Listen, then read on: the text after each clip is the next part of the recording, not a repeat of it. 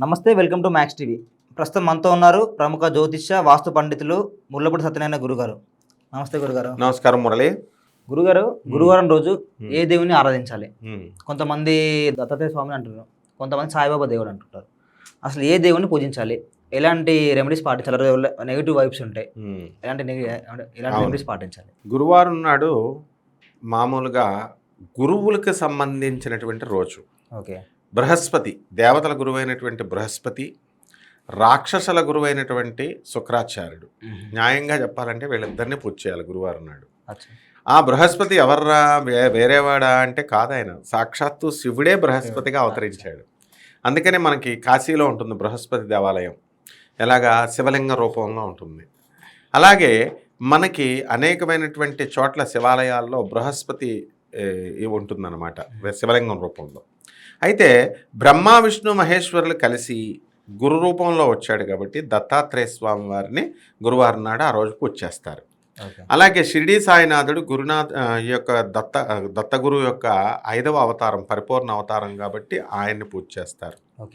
అది కాకుండా దత్త సాంప్రదాయంలో మాణిక్ మహారాజ్, తర్వాత నరసింహ సరస్వతి, శ్రీపాద వల్లభుడు, అక్కల్కోట్ మహారాజ్ అంటే స్వామి సమర్థ అన్నమాట. అలాగే లాస్ట్గా షిరిడీ సాయినాథుడు. వీళ్ళందరూ కూడా మహారాష్ట్రలో ఇది ఎవరిని పూజ చేసినా దత్తాత్రేయుడికే చెందుద్ది కాబట్టి దత్త సాంప్రదాయం అంటారు దీన్ని. ఇకపోతే రెండవ వర్గము రాఘవేంద్ర స్వామి వారిని పూజ చేస్తారు ఈరోజు, గురు రాఘవేంద్ర. అలాగే గురు రూపంలో ఉన్నవాళ్ళు ఇంకెవరున్నారు? దక్షిణామూర్తి, తర్వాత పోతులూరు వీరబ్రహ్మేంద్ర స్వాముల వారు. అలా ఎవరో ఒక గురువుని, అంటే ఆది గురువు అందరికీ కూడా సాక్షాత్తు పరమేశ్వరుడు. అసలైనటువంటి గురువును మర్చిపోయాం మనం. ఆయనే జగద్గురువు శ్రీకృష్ణ పరమాత్మ. వసుదేవసుతం దేవం కంసచాణూరమర్దనం దేవకీ పరమానందం కృష్ణం వందే జగద్గురుం. అంటే ఈ ప్రపంచానికి భగవద్గీతని ఎవరికి ఫ్రీగా అందించాడు. అర్జునుడికి చెప్పాడని మనం అనుకుంటాం అదేదో మహాభారత సంగ్రామం అని. అలా కాదు, లోకంలో అందరికీ తెలియాలి, జ్ఞానం ఏది మంచి ఏది చెడు తెలియాలి కాబట్టి శ్రీకృష్ణ పరమాత్మ ఆ రోజున ఈ భగవద్గీతను అందించాడు. కాబట్టి ఆ రోజు శ్రీకృష్ణ పరమాత్మను కూడా మనం పూజ చేయాలి. పూజ చేసి ముఖ్యంగా భగవద్గీత పారాయణ ఆ రోజు చేయాలి. ఇకపోతే గురుచరిత్ర, గురుదత్త భక్తులు గురుచరిత్రను ఆ రోజు చదువుతారు పారాయణ.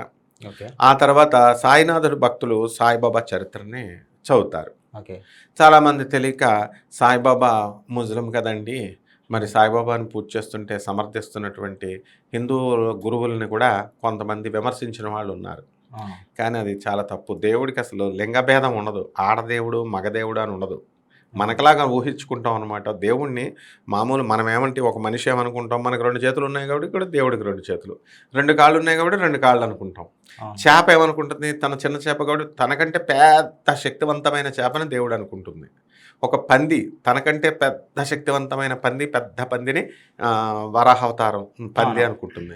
ఆ విధంగా మనిషి యొక్క అజంప్షన్స్ ఇవన్నీ కూడా. దేవుడికి క్యాస్ట్లు గీస్ట్లు ఉండవు. ఈ ఇండియా ఇప్పుడు ఆంధ్రాలో ఉన్న కులాలకు ఇక్కడ తెలంగాణ గవర్నమెంట్లో అక్కడ తూర్పు కాపు అని ఉంటుంది, ఇక్కడ కేసీఆర్ గారు బ్యాన్ చేసి పారేశాడు దాన్ని. అది ఎవరు ఇక్కడ సర్టిఫికేట్. అలాగే చెంచు అని ఒక క్యాస్ట్ ఉంటుంది ఎస్టీలో ఆంధ్రాలో, ఇక్కడ ఉన్నా సరే ఇక్కడ ఎంఆర్ఓలు చెంచు క్యాస్టా ఇక్కడ ఉందా అని విఆర్ఓలు అడిగినటువంటి విఆర్ఓలు కూడా ఉన్నారనమాట. అంటే ఈ క్యాస్ట్లు, ఈ క్రీడ్లు, ఈ యొక్క లింగ భేదాలు ఇవన్నీ దేవుడికి ఉండవు. కాబట్టి ఈరోజు ఏమిటిరా అంటే గురుతత్వం. ఆయన ఏమని చెప్పారు? అఖండ మండలాకారం వ్యాప్తం ఏన చరాచరం తత్పదం దర్శితం ఏన తస్మై శ్రీ గురవే నమః. అంటే అజ్ఞానము మొత్తం ఎలా ఉంటుందంట, అఖండమైనటువంటి, చూడండి అఖండ మండలాకారం గురు రూపం ఎలా ఉంటుందంటే అఖండంగా ఉంటుంది, మొత్తం అంతా విశ్వమంతా వ్యాపించుండి. దత్తాత్రేయుడు యొక్క బ్రహ్మ విష్ణు మహేశ్వర స్వరూపులు అని అంటాం కదా, ఆయన ఎలా ఉంటాడో ఎవరికీ తెలియదు. వేదాలే మౌనమైపోయినాయి అంట ఆయన వర్ణించమంటే. అంటే ఋషులకు తెలియదు, అసలు దేవతలకే తెలియదు ఆయన ఎలా ఉంటాడో. ఇంతవరకు ఎవరికి కనబడలేదు ఆయన. కాబట్టి కనబడ్డాడు అని మామూలు లోకంలో నాకు స్వప్న దర్శనం అయిందండి, నాకు కనబడ్డాడండి అని చెప్తారు కదా, అవి మన భావనలు అన్నమాట. అంటే పరమేశ్వరుడు ఎప్పుడు కూడా ఆయన ఇలా ఉంటాడు దత్తుడని బ్రహ్మ విష్ణు మహేశ్వరులకే తెలియదు. వాళ్ళే అయ్యండి ముగ్గురు కలిసిపోయారు కదా, ఆ కొత్త రూపం ప్రపంచంలో అఖండ మండలాకారంలా ఉంటుంది. అఖండ మండలాకారం వ్యాప్తం ఏన చరాచరం, మొత్తం చరాచరం అంతా కూడా వ్యాప్తించుంటుంది. తత్పదం దర్శితం ఏన తస్మై శ్రీ గురవే నమః. అందుకే గురు పాదుకలు పూజ చేయాలి ఈరోజు. గురువుగారి ముఖాన్ని కాదు, గురువుగారి బాడీని కాదు పూజ చేయాల్సింది, గురువుగారి పాదాలు. మనం ఏం చేస్తాం, స్టైల్గా దేవుడు తల మీద పువ్వులు పెడతాం, మనకి పాదాలు తప్ప, దేవుడి పాదాలు తప్ప వేరే ముట్టుకునే అర్హత లేదు మనకి. అలాగే అజ్ఞాన తిమిరాంధస్య జ్ఞానాంజన శలాకయ చక్షురున్మిళితం ఏన తస్మై శ్రీ గురవే నమః. నా జ్ఞానబోధాలు చేసేస్తున్నాను, అబ్బా నేను అలసిపోతున్నాను, నా ఆధ్యాత్మిక ప్రవక్తలు అంతా బిల్డప్లు ఇస్తారు. అవన్నీ ఏం కుదరవు, ఈ జనాలకి ఏమి ఎక్కదు చెప్పితే. ఆ నిమిషమే అనమాట ఇన్స్పైర్ అవుతారు. స్వామి వివేకానంద క్లియర్గా చెప్పేశాడు ఆయన. నరనారాయణుల అవతారం వాళ్ళు, రామకృష్ణ బ్రహ్మస్వామి, స్వామి వివేకానందులు.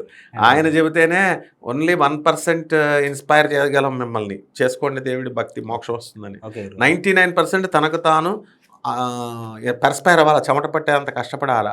ఉద్ధరేత్ ఉద్ధరాత్మన అన్నాడు, ఎవడికి వాడే ఉద్ధరించుకోవాలా, అంతేగాని ఇంకోటి వచ్చి ఉద్ధరించడు. అదే గురుతత్వం అంటే. అందుకని ఈ అజ్ఞానం అనేటటువంటిది ఎంత కఠినమైందంటే, జ్ఞానం అనే ఖడ్గం తీసుకొచ్చి దాన్ని నరకాలన్నమాట. అది జగద్గురు ఆదిశంకర్లు చేయగలిగారు. కాబట్టి ఈ రోజున జగద్గురు ఆదిశంకరాచార్యుల వారికి పూజ చేసుకోవాలా, దత్తాత్రేయుడికి చేసుకోవాలా, గురువు మాత్రమే చేయగలడు అనమాట ఇవన్నీ కూడా. అలాగే నా గురోరధికం తత్వం, నా గురోరధికం జ్ఞానం, నా గురోరధికం తపః తస్మై శ్రీ గురవే నమః అన్నాడు. అంటే గురువుని మించిన తత్వం ఉండదు. నువ్వు ఎంత తత్వం నేర్చుకొని వచ్చి యూనివర్సిటీస్లో నేర్చుకొచ్చినా గురువు ముందు అది ఎక్కువ కాదు. అలాగే నువ్వు ఎంత తపస్సు చేసినా గురువు ముందు అది ఇది కాదు. నా గురోరధికం జ్ఞానము నేర్చేసుకొని వచ్చాం యూనివర్సిటీస్లో, గురువు ముందు అదేం ఉండదు. అందుకే అర్జునుడు ఎంత గొప్పగా నేర్చుకొని వచ్చినా ద్రోణాచార్యుడిని ఓడించలేడనమాట. కపటోపాయంతో ఓడించారు. శ్రీకృష్ణుడు ధర్మాన్ని రక్షించాలి కాబట్టి. మరి అలాగే ఇప్పుడు గురువారం రోజు దేంతో పూజ చేయాలి, ఎలాంటి దానాలు చేస్తే మంచిది గురువారం? గురువారం నాడు శనగల దానం చేయాలా, పసుపు వస్త్రాల దానం చేయాలా. బ్రాహ్మణులకే దానం చేయాలని లేదు. మనం చెప్పడం ఆచార వ్యవహారాలు సాంప్రదాయంలో హిందూ ధర్మంలో పేద పూజారికి ఇవ్వండి అని చెబుతాం. జనరల్గా పసుపు బట్టలు ఎవరికన్నా ఇవ్వచ్చు, దానం చేయొచ్చు. శనగలు వడ్డించేసి వండినవి పేదవాళ్ళకి దానం చేయొచ్చు. లేకపోతే పచ్చి శనగలు వండుకోరా నాయన అని బ్రాహ్మడికి దానం చేయొచ్చు. ఆ తర్వాత ఎవరికి పూజ చేయాలి, ఏం పూజలు అంటే పారిజాత పుష్పాలు అంటే శ్రీకృష్ణుడికి ఇష్టం, తులసిమాల ఇష్టం ఆయనకి. కాబట్టి పారిజాత పుష్పాలతో తులసిమాలతో శ్రీకృష్ణ పరమాత్మ కనుక గురువారం నాడు పూజ చేస్తే మనం అర్జునులం అంతా అయిపోతాం, బృహన్నలం అయిపోతాం. మనం ఒకానొక దశలో బృహన్నలు కూడా అవ్వాలి మనిషి. అంటే అన్ని శక్తులు ఉండి కూడా చేతకాని పరిస్థితి వచ్చిందే నాకు అని వనవాసం అదే చెప్పడం. ప్రతి మనిషి ఇప్పుడు ఎవరినైనా తీసుకో, ఎంత ప్రైమ్ మినిస్టర్ అయినా, ఎంత సీఎం అయినా, వాడు ఒక వెలుగుతాడు. ఏదో ఒక దశలో నేను ఏమీ చేయలేను, దేవుడే నన్ను రక్షించాలా అని జైల్లో కూర్చోవడమో లేకపోతే మామూలుగా ఉండడం ఉంటుంది. కాబట్టి చామంతి, పూబంతి, తర్వాత మల్లె పువ్వులు, తామర పుష్పాలు, ఇలా అన్ని రకాలైనటువంటి పుష్పాలని చక్కగా మనము ఈ గురువు యొక్క పాదాల దగ్గర పెట్టాలా. గురుపాదుకులను పూజించాలి. మెయిన్గా గురుపాదుకులు తెచ్చుకోవాలి. గురువుకి ఆ పాదుకలు చేస్తే నీకు ఎన్ని సంవత్సరాల నుంచి అవ్వని పెండింగ్లో ఉన్న పనులు కూడా అయిపోతాయి. గురు దర్శనం నీకు ఎలా ఉంటుందంటే, దత్తాత్రేయుడు సాక్షాత్తు ఆయన చేమ నుంచి నేర్చుకున్నాడు. ఓహో ఇలాగా రేపు అనేది భవిష్యత్ దృష్టి ఉండాలా, అందుకే దాచుతుంది చీమ, తేనెటీగల నుంచి, కుక్క నుంచి, అలా రకరకాల 24 గురువులు ఉన్నారన్నాడు. గురువు అంటే మనం ఏమనుకుంటాం, మనిషి రూపంలోనే ఉండాలనుకుంటాం. కాదు, చీమ, దోమ, ప్రకృతిలో ఉన్న ప్రతిదీ కూడా గురువే. కాబట్టి ఒక గురువారం పూజ చేయాలి. ఈ విధంగా కనుక చేసి మనకు తోచిన నైవేద్యం, దద్దోజనం, పాయసాన్నం, ఇవన్నీ కూడా వడలు, ఇవన్నీ కూడా స్వామివారికి నివేదన చేస్తే అఖండమైనటువంటి జ్ఞానం అయిపోయి, ఒక కాళిదాసు, చదువు సంధ్యలు లేనటువంటి కాళిదాసు మహాకవి అయిపోయాడు. అలాగే తెనాలి రామలింగడు, ఏమీ రానటువంటి తెనాలి రామలింగడు మహాకవి అయిపోయాడు, వికటకవి అయిపోయాడు. అలా మనందరం కూడా గొప్ప పండితులం అయిపోతాం అన్నమాట. ఓకే, గురువారం గురించి చాలా, అసలు ఏ దేవుని పూజించాలి, ఎలాంటి దానాలు చేయాలని చాలా క్లియర్గా చెప్పారు గురుగారు. ధన్యవాదాలు. ధన్యవాదాలమ్మా.